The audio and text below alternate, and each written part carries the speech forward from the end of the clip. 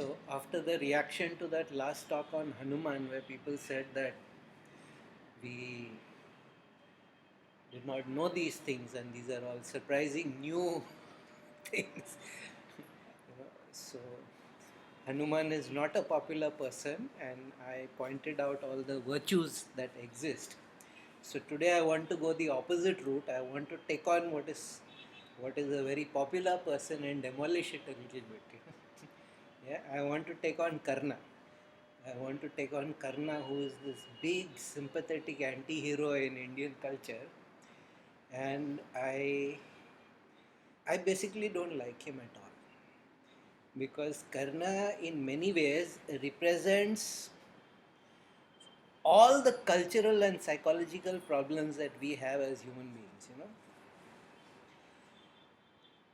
My fundamental objection to this whole sentimentality around Karna is, what the hell does he have to complain about?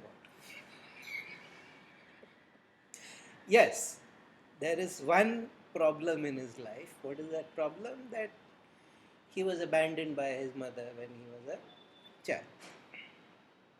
True, he was abandoned.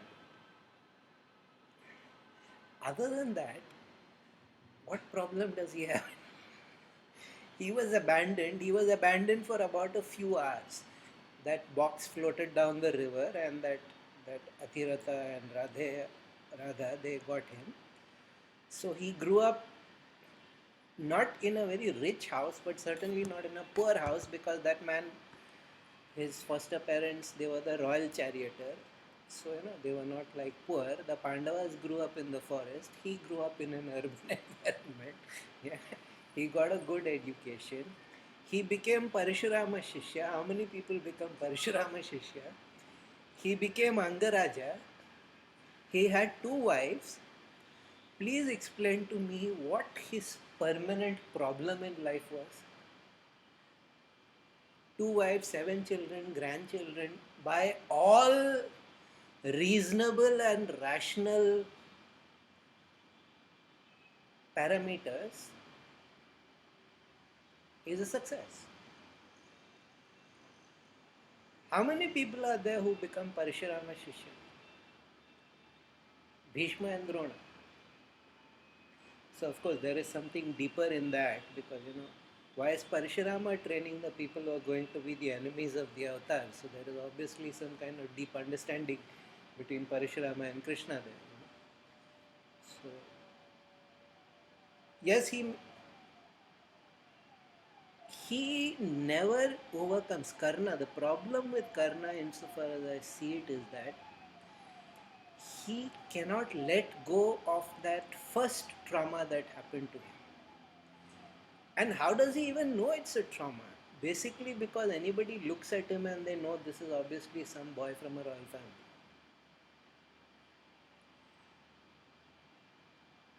His personality is so great, the way he looks, he's so handsome, and his personality is so spectacular. Plus, he has that magical body armor, and he has those kavach kundal, that. So it's very obvious he is not. And the reason why probably his foster parents had to tell him that you're not our child is because of that kavach kundal, because the armor grows as he grows, it's part of his skin. And he never feels that I could have floated down that river and some crocodile could have had made me a light afternoon snack. He never thinks of it that way. He never thinks of it that these people who had nothing to do with me picked me up and cared for me. Though of course he respects and loves and everything, you must give him credit for that. He even calls himself Radheya after his foster mother. He does love her, but he never lets go of this.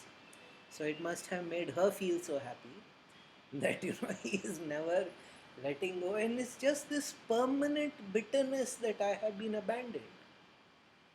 Is he in any kind of actual physical suffering? Is he in any kind of actual deprivation? Not at all. Yeah, and he has another chip on his shoulder that Draupadi rejected me. Yes, of course she did. But she rejected everybody else also. The whole point was Swayamvara. Swayamvara means own choice of husband. Yeah, she didn't want to marry you. Those are the rules of the game. If you don't want to be rejected, don't go. Especially when you already got two wives at home. Why are you going to the Swayamvara and setting yourself up for that?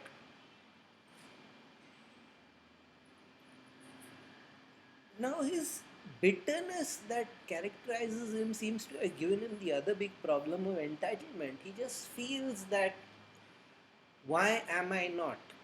Now a society is structured in certain ways. Sensible and clever people manage the society as he is just in this permanent mode of complaint. I wanted to learn from Dronacharya. Dronacharya said no, he couldn't teach. His job was that he will teach only the princes.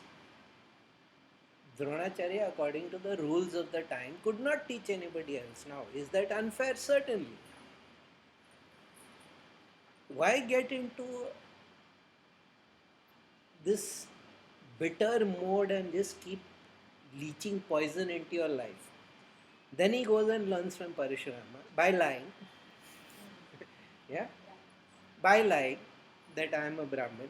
He knows Parashurama's nature, he knows Parashurama's parameters.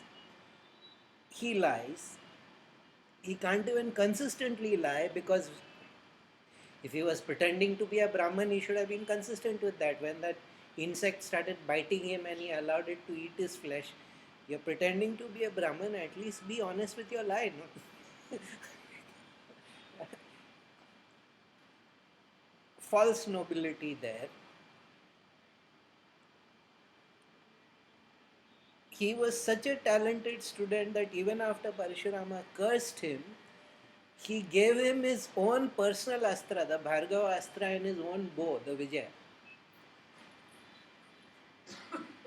Parashurama gives you his own personal astra after cursing you and his own bow, the Vijaya, and you still have complaints and gripes for life against life. I basically have no patience with a person like that. Because he is luckier than almost anybody else in the universe. He comes to fight against Arjuna. He knows very well, according to the rules, on that day when they were displaying, only princes can make the challenge. He's not a prince. He knows he's not a prince. Though everybody suspects, given the way he looks, given the way he acts, everybody suspects he's some kind of illegitimate child. And he is royal. That is also what Duryodhana says, that if you look at him, you know that he is a prince. He is obviously he's got royal blood. So he is made a king. He's got Parashurama's personal astra, he's got Parashurama's bow. What is he complaining about?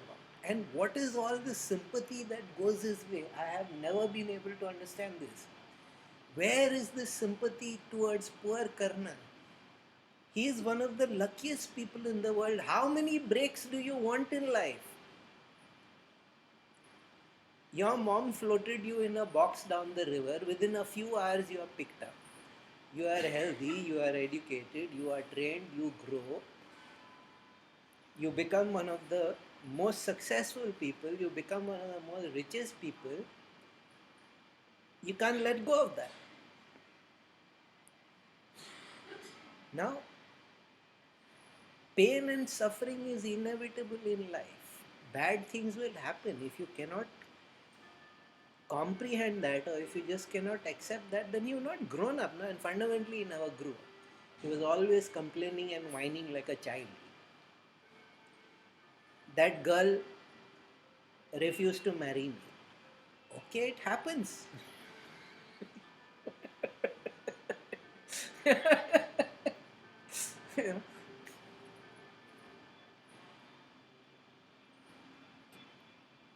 At least Shakuni had reasons for being the way he was. Karna had no reason. He was nasty because he chose to be nasty. Now, in the Tamil versions of the Mahabharata, there is a whole backstory to Shakuni, why Shakuni was the way he was. According to that story, that when they were conquered, when the Gandhara was conquered by the Hastinapur, Bhishma conquered, Shakuni's father and brothers were thrown into a dungeon. And that time Bhishma was away, they didn't know what was going on. The people administering the kingdom, they didn't want to, with their own hands, kill these people. At the same time, they didn't want these nuisances, so they started slowly starving them to death. Every day they would give less and less food. And Shakuni's father, being a very smart guy, he realized what they are doing, so he said, look, this is what they're going to do. They're trying to starve us to death, but if we save our food and we give it to the smartest amongst us, who is Shakuni, maybe he can survive. So they would give all the food to Shakuni until finally it had come down to some 10 grains of rice, one grain for everybody. And even those 10 grains they gave to Shakuni. When Bhishma comes back, he is appalled at what is going on and he puts an end to it immediately.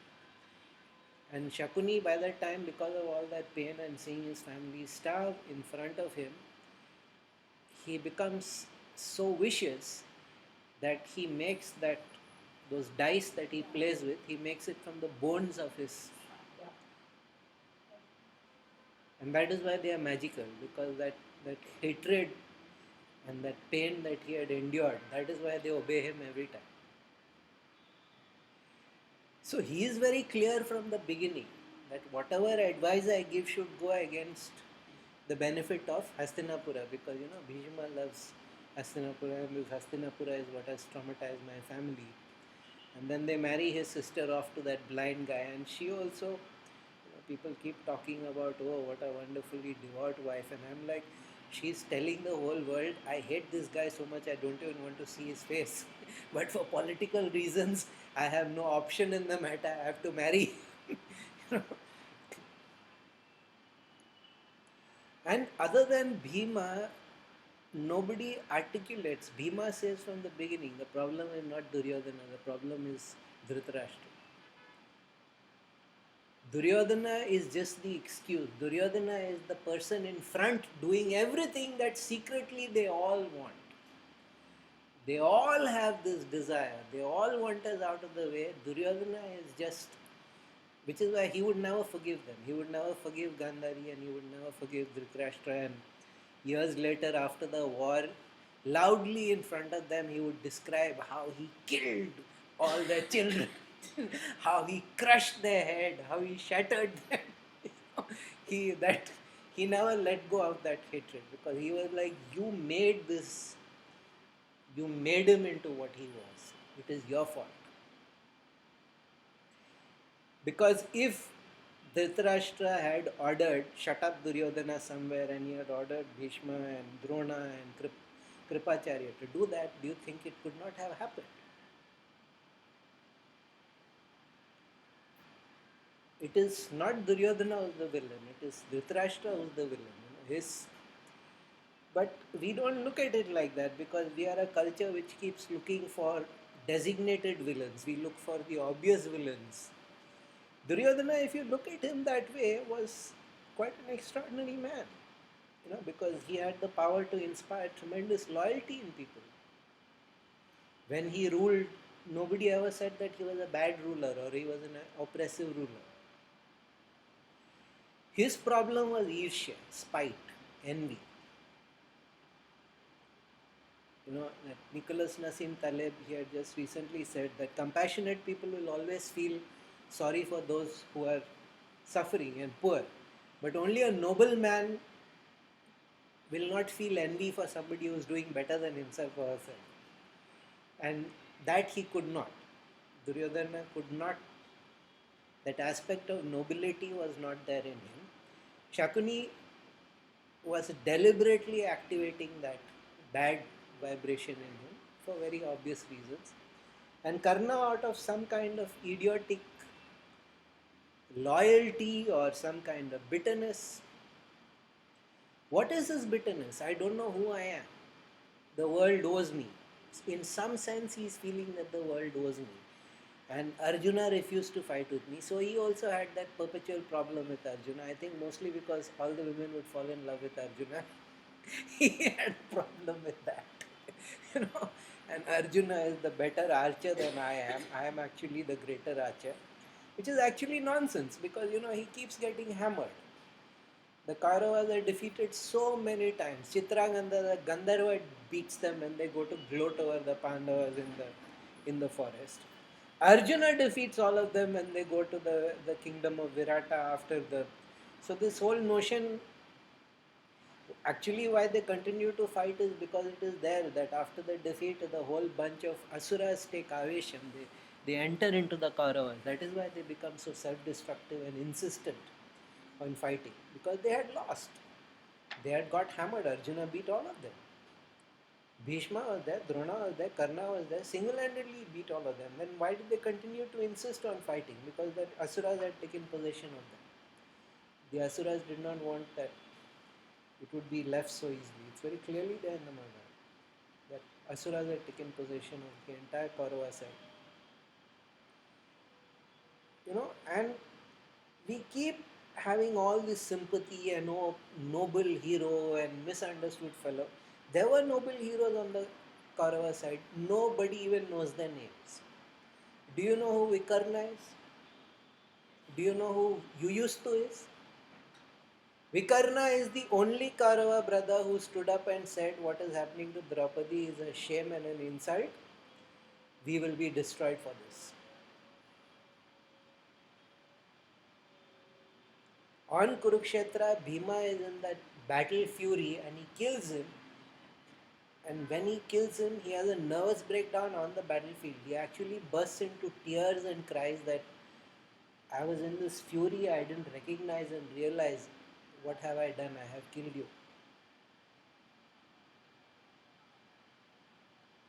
Vikarna is the really noble person in the Kauravas. But he also had that problem. He had that loyalty problem that in India we get so, it's morality is doing, obedience. He had that obedience problem, just doing whatever your people tell you to do. So he is not actually a full Kaurava brother, he's a half Kaurava brother, he's a Dasiputra. So even though he was blind, he would go sexually harassing the maidservants, Dhritarashtra.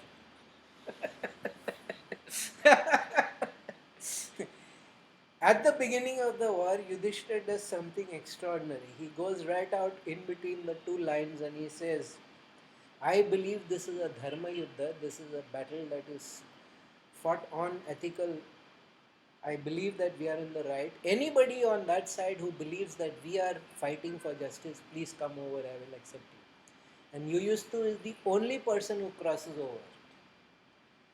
And he is the son of Dhritarashtra, even though he's. Does anybody even know Yuyutsu today?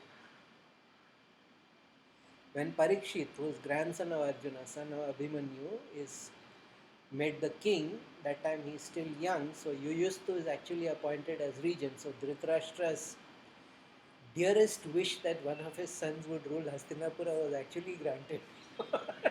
It just happened to be his maidservants.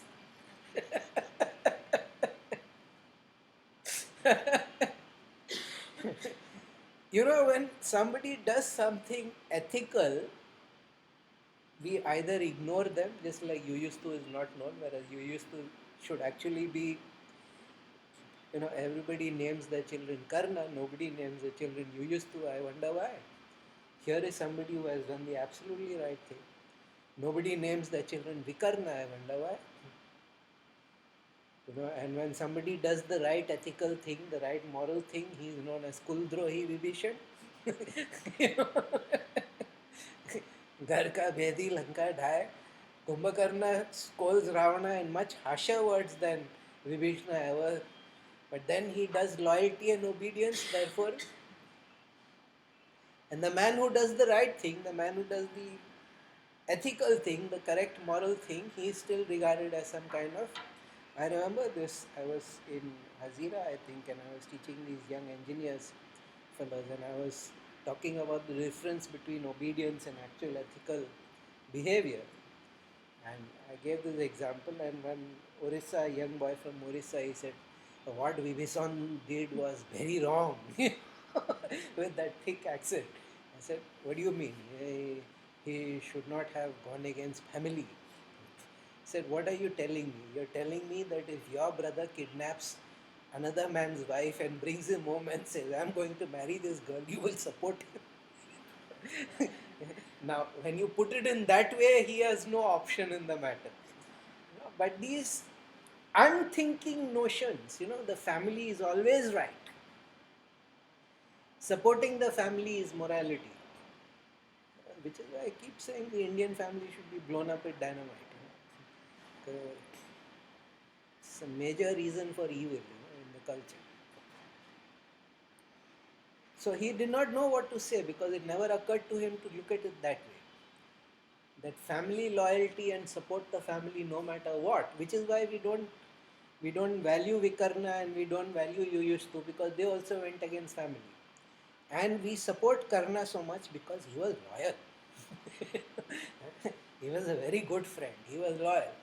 Karna himself says that. Karna himself says that at this stage when Krishna comes and tells him, you at least now in your life do the right thing, leave these people and come. And if you leave, then Duryodhana will not go to war because his entire dependence is you. He really doesn't trust these old people fighting for him.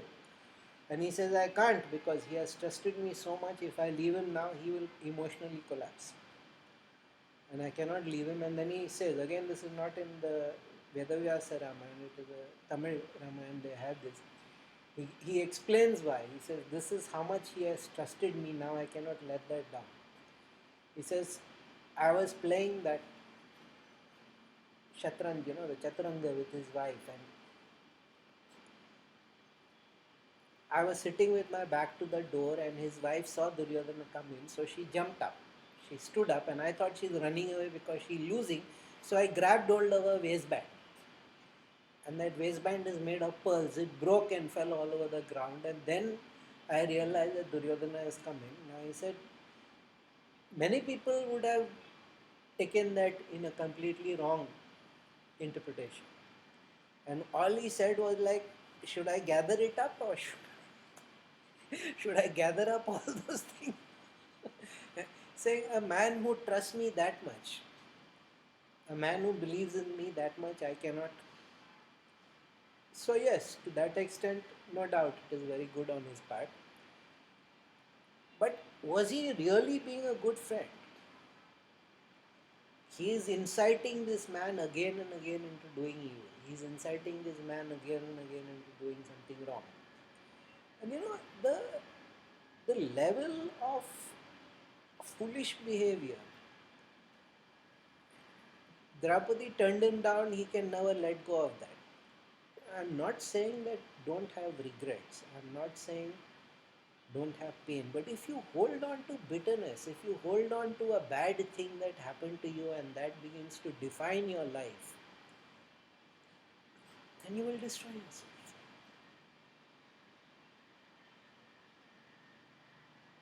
It's not even about not letting go, it's about the bitterness that comes from it. Why is the universe doing this to me? Or it did something to me. I know because, I lived with somebody like that who could just not give up. My mom was an orphan, and that was unfortunately the defining aspect of her life. She would say it a minimum of 2 times a day. I was not there on the day she died, but I was told later by people that even on that day she said it. She would say it at least 2 times a day, minimum. Her entire life was blasted. Her entire life was meaningless, worthless, without any happiness because of this one thing. Why did this happen to me? And I still remember telling her, you are exactly like Karna. He could never let go of that one thing that happened. It happened. Life is not fair. Why is that so difficult to comprehend? Sometimes bad things happen. And because this bad thing happened to me, that gives me permission to make everybody else's life miserable.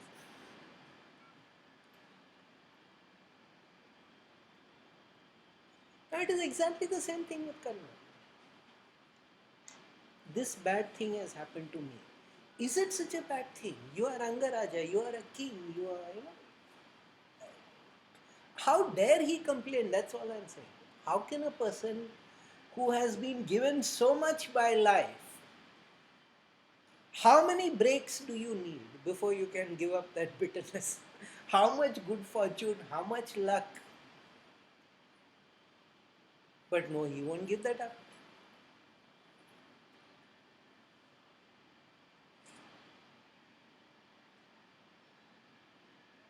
Shakuni is very obviously there like some kind of living incarnation of entropy. He'll like just let us decay and destroy this whole place. And this guy, instead of telling his friend, no, that's a wrong idea, will constantly support his friend. In any case, it was more or less a sort of open secret that he is Kunti's son, because everybody seems to know. Drona knows, Bhishma knows, Krishna knows. you know. She was 12 years old, so there is an argument against having children too early in life. You're not physically or psychologically developed and you have children, they turn out to be stupid, mentally retarded. Like Karna was obviously. But all his life he was in this posturing mode. He was in this mode of doing the grand gesture. He is warned very clearly by Surya Devta, his father. Indra is going to come and ask for your armor. Don't give it to him. No, no. If anybody asks, I must give, because that is my reputation. I am Danavira, His bravery, he is the most generous person. Now, compulsive generosity is not helpful. Okay, so he gets, Indra feels little ashamed of it, so he gives him his own personal Shakti. You can use this once, it will never fail. Even that, because Ghatkopar is running riot over there, he uses that. What I am saying is, again and again and again and again, life, destiny, the world, the gods, they are giving him a way out. Here, again and again, he chooses this foolish path solely based on his I owe everything to Duryodhana. Don't you owe to your friend to see that he doesn't get destroyed? When it comes to his personal ego, suddenly he doesn't think about Duryodhana. He has an issue with Bhishma because Bhishma doesn't consider him to be a great warrior. So as long as Bhishma is in control, I will not fight. Yeah? 10 days he doesn't fight. So even his loyalty to Duryodhana is not always under any circumstance. Yeah, it is always in terms of, what is his problem? His problem is not even his bitterness. His problem was he was the center of his world. He just couldn't see anything in any perspective other than his own.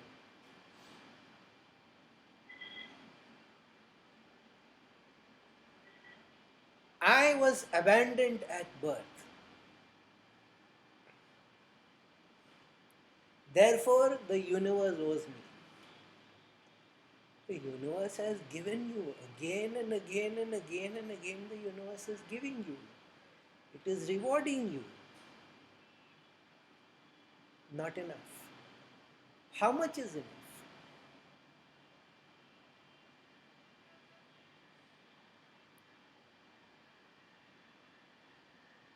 When does a person say, all right, life gave me a bad break, let me move forward, let me deal with it the best I can, let me make the best of my circumstance?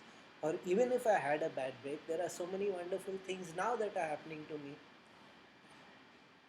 But no, 25 years back, this mess happened to me. I was forced into some marriage, and and now I will be bitter and I will hate everything. and I will spread my bitterness and hate into everything that I see.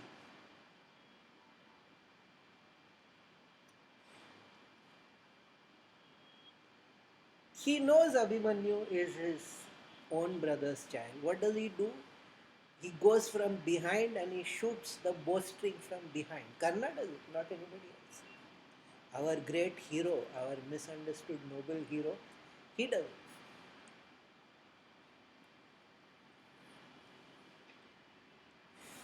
Why? Because he is jealous of Arjuna.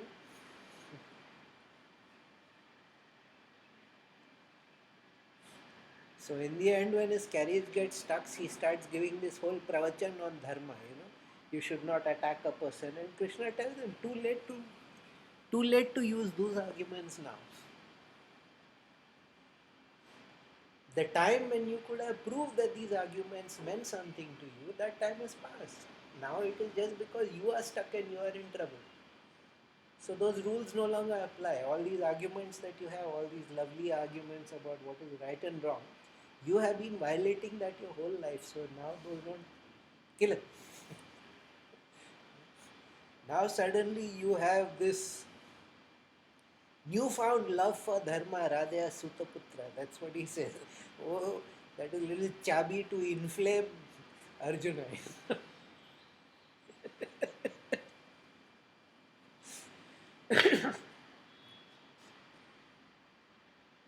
I find it extraordinary. I just find it extraordinary the way this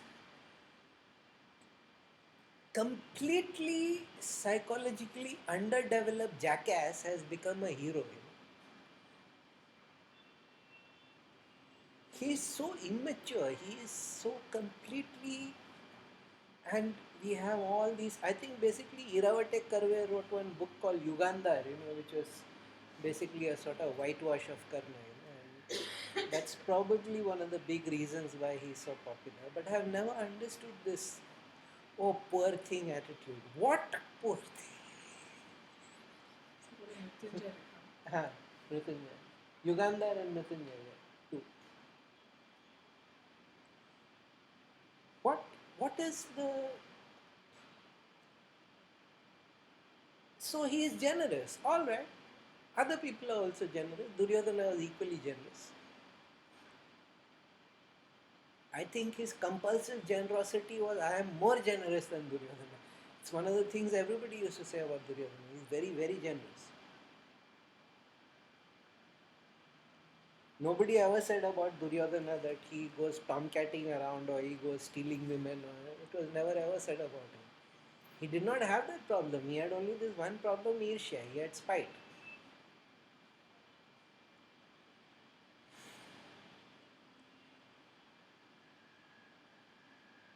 Now, the people that a culture values says a lot about the culture.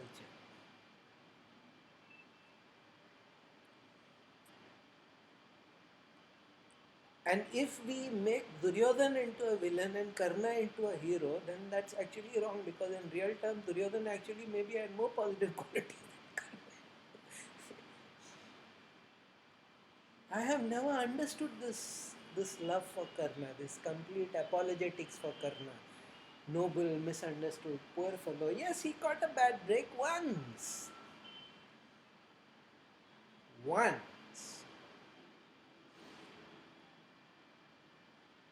Other than that, what is wrong in his life? He had one of the most spectacular lives.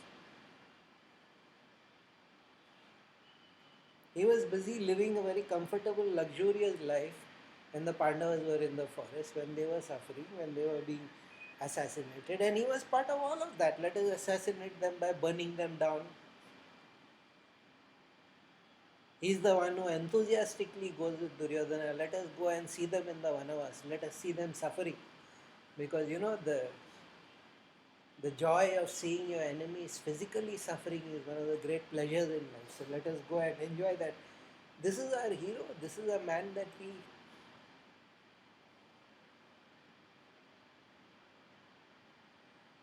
I do not know. I do not know. Yes, he had certain qualities, but in the end, everything gets destroyed by this one flaw. And that is why you need to keep You cannot develop some sides of your personality. He developed that loyalty and generosity. That became his entire self image. I am loyal, I am generous. I am loyal, I am generous. No matter what. And that I am bitter, it never occurred to him. That I am destroying my best friend.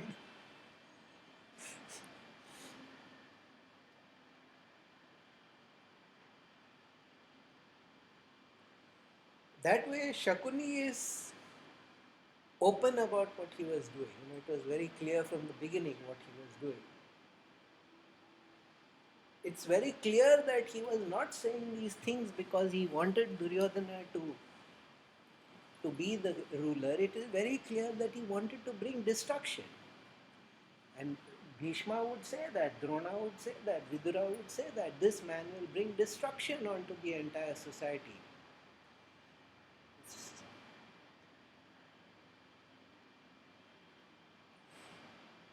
If he had said, no, I am not fighting, the entire war could have been.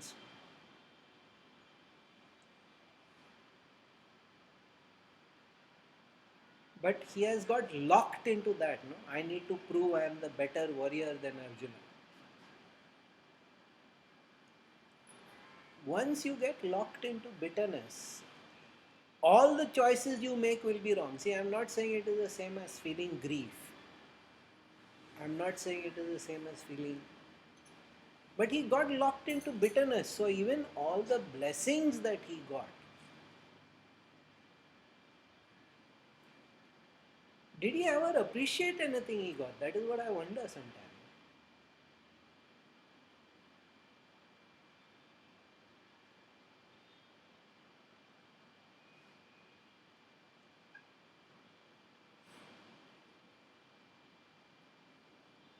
What prevented him? He's supposed to be, Bhishma and Drona are very wise. He's Parashurama Shishya. Where is his brains going? What prevented him from using his brains? Because bitterness. Once you allow a traumatic event to define you, then you have limited yourself. It is as if that box he was put in as a baby, he never outgrew the dimensions of that box. That was his psychological prison.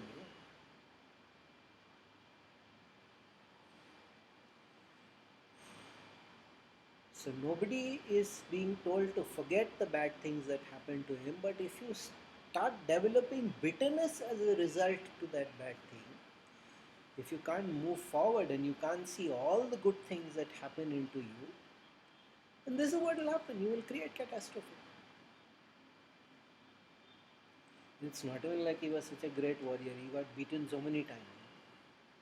So many people have defeated him. Just that in the end, because he had all those astras from Parashurama, he would finally. But as an archer, as a warrior, he was not really that great. Which is why Bhishma always used to say he has a higher opinion of himself than his actual skill levels. Which is why he hated Bhishma, because thing of the matter is Bhishma was Bhishma. Nobody to compare with him in the entire culture. Even as an old man, he was the most awesome guy in the whole culture. There was simply nobody to compare. He had a problem with that also.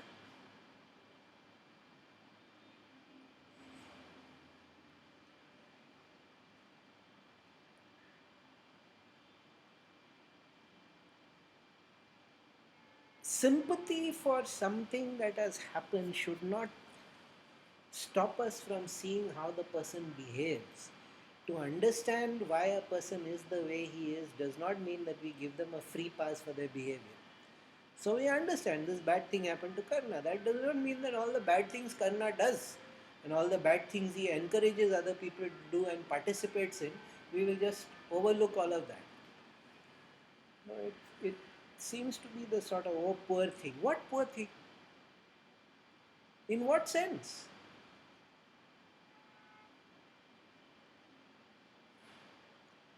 But then everybody feels deep inside, I am the center of the universe. So when he is finally told, you are Surya Devta's son, what validation it must have been. I always knew I had divine heritage.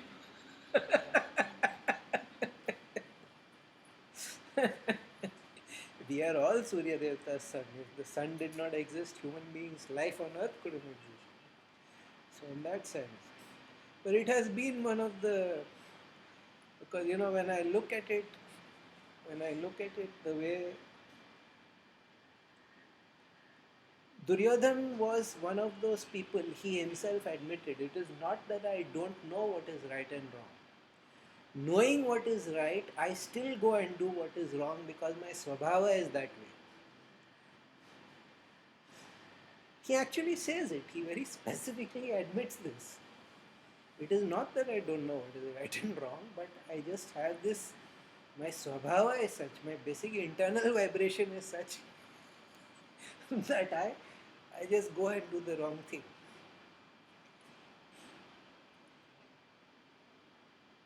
Now, Karna is not helpless that way. He knows very well. But because it is my friend and my friend made me the king, therefore,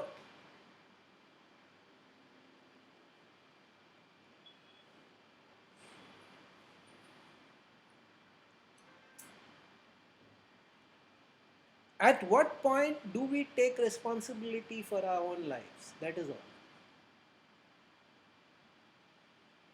At what point can we no longer blame environment, destiny, vasana, samaskara, all the things our parents? He had a permanent issue with his parents. Which is okay. At what point do we take responsibility for our life? When is it no longer possible to blame your background, your upbringing? Because if you're not being given the opportunities, okay, he didn't get the opportunities, he was very talented, he didn't get the opportunities, he made his opportunities. Fine. Once he becomes a king, what is the rest of the complaint where? Why is he still in this grouchy mood? Why is he still in this bitter mood? Because somewhere very deeply he doesn't feel that he deserves all that. He just has this big, he's against things, he's just like, because that one sentence is running in his mind all the time, that one sentence is reality. I was abandoned at birth.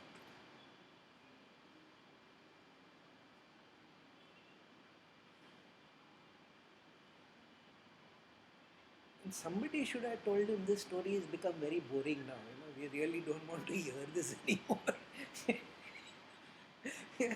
Nobody gives a hang. We really don't care that your mom didn't want to keep you. Somebody, if they had just once told him that, maybe the whole story would have been different.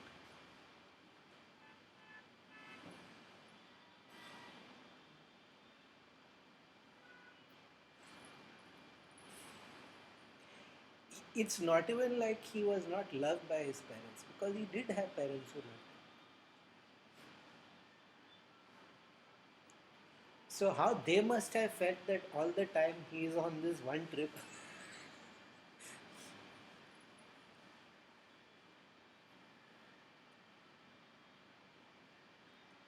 No, it's which is why I like our itihasas. I like our stories so much, because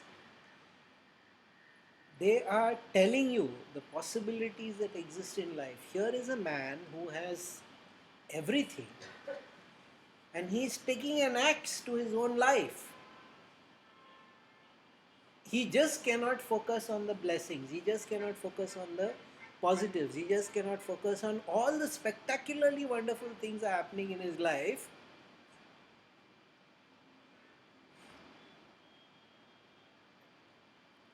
How this man ended up becoming some sort of cultural hero is beyond me. Today, of course, it's because of all this casteism business, that person was not given a chance because of his caste. No doubt, but we are not talking about that. Even though he was not given a chance because of his caste, he still ended up as a king. Then what?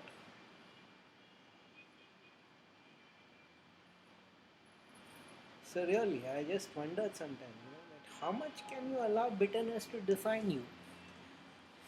How much can you allow one incident to define you, and how much can you allow that one incident to spill over into the life of everybody around you and cause catastrophe?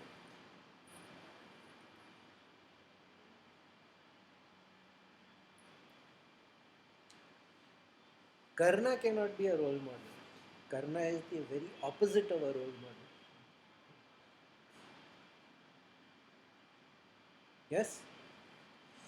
Sarvam Shavya.